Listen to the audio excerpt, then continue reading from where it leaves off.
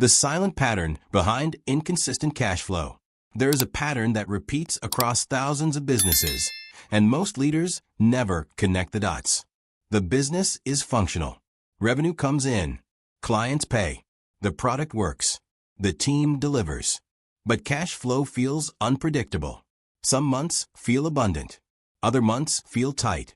Not because sales drop dramatically, but because money doesn't seem to anchor. It arrives, and somehow it doesn't consolidate. Leaders often describe this as inconsistent cash flow, but that phrase hides what's really happening. The issue is not that money isn't coming in. The issue is that money isn't staying. And that distinction matters, because the solution is completely different. When money doesn't stay, leaders typically respond by increasing effort. More sales activity, tighter expense control, more aggressive collection, stronger negotiation. But here's what happens. The effort increases. The results don't stabilize. The cycle continues. And after months, or even years of this pattern, the leader starts to internalize a story. Cash flow is just unpredictable in this industry. This is normal for a business of this size. We'll stabilize once we hit the next revenue milestone. But the milestone comes, and the instability remains. Because the problem was never about the amount of money. It was about the environment where financial decisions are made. Most business owners don't think about their office as a financial variable. They think about it as a location, a backdrop, a place where work happens. But your office is not neutral. It is actively shaping every decision you make. It is influencing your confidence, your clarity, your speed, and your authority. And all of those factors directly impact cash flow. When a leader operates in an environment that creates instability, that instability transfers into the business. Decisions take longer. Follow-ups get delayed. Opportunities slip. Agreements stall. Payments arrive late. And the leader compensates by working harder, which temporarily masks the deeper issue. This is not about belief. This is about structure. Your workspace either supports financial stability or it quietly undermines it. And the most frustrating part is that the mistake is often invisible. It doesn't look like a mistake. It looks normal. It looks professional. It might even look expensive. But underneath the surface, the structure is creating a leak. Not a dramatic collapse. A slow, consistent drain. And that drain shows up as inconsistent cash flow, missed opportunities, delayed decisions, and a constant feeling that the business is working harder than it should to maintain momentum. So if your business generates revenue but struggles to stabilize that revenue, the first question is not, how do I increase sales? The first question is, where am I making financial decisions? And is that environment supporting or sabotaging clarity? Because money follows clarity. And clarity is shaped by environment. The mistake leaders never notice. Let's talk about the specific mistake that kills cash flow in business. It's simple, it's structural, and it's almost never diagnosed correctly. The mistake is this. The leader's financial decision zone is positioned in a way that creates constant energetic instability.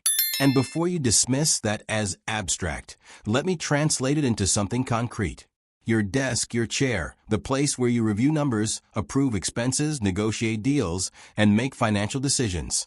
That position either anchors authority and clarity, or it constantly undermines both. And here's the pattern that shows up again and again. Leaders who struggle with cash flow consistency often have their primary workspace positioned with open space directly behind them, or facing a door, or sitting in a high-traffic zone where people constantly pass by or interrupt. They don't realize this is a problem because it feels normal. But here's what's happening beneath conscious awareness. When you sit with open space behind you, your nervous system registers a lack of support. It's subtle. You're not afraid. You're not panicking. But your body is slightly on alert. And when your body is on alert, even at a low level, it changes how you make decisions. You become more reactive. You second-guess more often. You delay financial commitments. You hesitate on pricing. You renegotiate agreements you already made. You revisit decisions that should be closed. That hesitation creates friction. And friction in decision-making always becomes friction in cash flow. Now let's talk about doors. In Feng Shui, doors represent the mouth of energy. They control how energy enters and exits a space. And in a business context, that concept translates directly into how money, opportunities, and momentum move through the business. If your desk is positioned so that a door is directly behind you or directly in line with where you sit, you are unconsciously positioned in the path of constant movement. And that movement disrupts your ability to hold financial stability. Think about it this way. Every time that door opens, your attention shifts. Every time someone enters, your focus breaks. Every time there's motion in your peripheral vision, your brain has to process it. You might not consciously notice this happening, but your nervous system does. And over time, that creates decision fatigue. You're not tired because you worked hard. You're tired because you've been managing invisible interruptions all day. Now, add windows. Windows bring light, and light is essential. But when a leader is positioned so that their back is to a large window, or when they face a window with constant external movement, cars, people, construction, their focus is perpetually split. They're trying to concentrate on financial decisions while their peripheral awareness is tracking movement outside. The brain doesn't like that. It creates a low-level stress response. And stress, even when subtle, influences financial behavior. Leaders in this position often become overly cautious with money. They delay investments. They hold cash too tightly. They avoid financial risk, even when the risk is intelligent. Or they swing the opposite direction. They make impulsive financial decisions because their system is trying to discharge the accumulated tension. Either way, the result is the same. Cash flow becomes inconsistent. Not because the business model is broken, because the decision environment is creating instability. And instability in the leader always becomes instability in the business. So the mistake that kills cash flow is not a strategy mistake. It's a structural mistake. It's sitting in a position that constantly signals to your nervous system. You are not supported. You are not stable. You are not in control. And when your body believes that, your financial decisions reflect it. The business might generate revenue, but the revenue won't stabilize because the leader isn't stabilized. Why money enters but doesn't stay? Here's what happens when the structural mistake remains uncorrected. Money comes in, but it doesn't anchor. Revenue appears, but it flows out just as quickly. Not through obvious losses. Through delays, missed follow-ups, renegotiations, refunds, scope creep, and opportunities that almost close but don't. Leaders call this inconsistent cash flow, but what they're actually experiencing is energetic leakage. And energetic leakage always becomes financial leakage. Let me explain how this works in practical terms. When your workspace creates instability, your decision-making becomes unstable. You approve an expense, then second-guess it. You set a price, then discount it. You close a deal, then reopen negotiations. You commit to an investment, then pull back. Each of those reversals costs money, not always in obvious ways, but in time, attention, momentum, and credibility. And over months, those micro-costs compound into a measurable financial drain. Now here's the part most leaders miss. This pattern doesn't only affect the leader. It affects everyone who interacts with the leader. When the leader's energy is unstable, the team feels it. They hesitate. They wait for approval longer than necessary. They avoid bringing up financial topics because they sense the leader's tension around money. Clients feel it too. Not consciously, but energetically. When a leader is operating from a position of spatial instability, their communication carries that instability. They might say the right words, but the energy behind the words is uncertain, and uncertainty repels commitment. So deals take longer to close.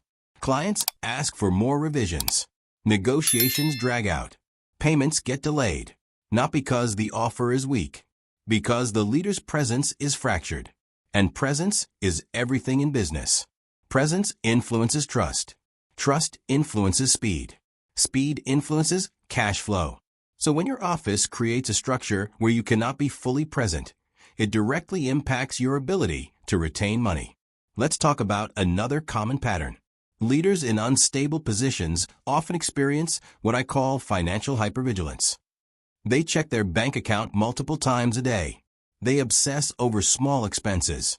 They feel anxiety around money even when revenue is decent. That's not a personality issue. That's a nervous system response to environmental instability. When your body doesn't feel supported in the space where you make financial decisions, it compensates by becoming hyper-alert about money. And hypervigilance creates the opposite of what you want. Instead of creating financial security, it creates more tension. Instead of attracting stability, it perpetuates scarcity thinking. Instead of making confident financial decisions, you make fear-based ones. And fear-based financial decisions are expensive. They cause you to undercharge, overdeliver, avoid necessary investments, and miss opportunities that require bold action. So the reason money enters but doesn't stay is simple. The environment is not designed to hold it. Your position is not anchored. Your decision zone is unstable. And instability cannot retain stability. That's not mystical. That's structural. The real cost of this mistake. Let me share 3 stories that illustrate the real cost of this mistake and what changes when it's corrected. The first involves a consultant I'll call Sarah. She ran a high-ticket consulting business with strong demand and excellent delivery. But every quarter felt like a financial roller coaster. One month would be abundant, the next would be tight. She assumed it was the nature of consulting. Feast or famine. Normal. We examined her workspace. Her desk faced a floor-to-ceiling window overlooking a busy street. Behind her was an open doorway to a hallway with constant foot traffic. She was literally positioned between 2 streams of movement. Her nervous system was managing motion all day without realizing it. We made one structural change. We rotated her desk 90 degrees. Now her back was to a solid wall. The door was to her side, visible but not directly behind her. The window was still there, but no longer pulling her focus forward. Within 3 weeks, Sarah reported something specific. She said, "I'm not rethinking my pricing anymore. I said it, I communicated, and I moved forward. I didn't realize how much I was second-guessing myself." That quarter, her cash flow stabilized. Not because she worked harder, because her decisions became cleaner.